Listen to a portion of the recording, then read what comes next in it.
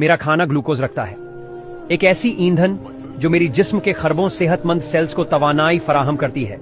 लेकिन यही ग्लूकोज एक और चीज को भी जिंदा रखती है, वो हैं ज़ॉम्बी सेल्स, पुराने खराब सेल्स जो अपनी कुदरती उम्र से ज्यादा जी रहे हैं। ये सिर्फ फजुल नहीं है, बल्कि ये जहरीले मादे छोड़ते हैं जो मेरे जिस्म के सेहतमंद सेल्स को नुकसान पहुंचाते हैं। यही अमल वो है जिसे हम बुढ़ापा कहते हैं। झुर्रियां, गठिया, कैंसर और डिमेंशिया सब इसी वजह से होते हैं। लेकिन जब हम रोजा रखते हैं तो ग्लूकोज की फराहमी कम हो जाती है।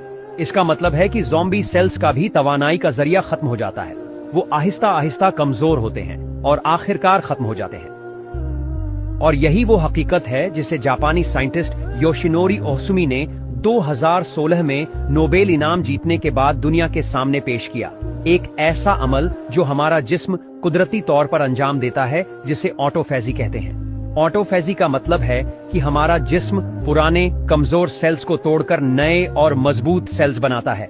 ये एक कुदरती मरम्मत का निजाम है जो सिर्फ रोजा रखने से मुतहर्रिक होता है। और कुरान में अल्लाह ताला फरमाते हैं, और अगर समझो तो रोजा रखना ही तुम्हारे हक में बेहतर है। सूरह अल बकरह आयत 184। लेकिन अगर तुम गौर करो तो ये इल्म आज का नहीं है। इस्लाम ने 1400 साल पहले ही इस हकीकत को बयान कर दिया था।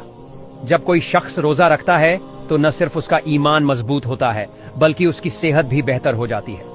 कुरान का हर हुक्म सिर्फ रूहानी फायदे के लिए नहीं, बल्कि इसके पीछे एक जबरदस्त साइंसी हिकमत भी पोशीदा होती है।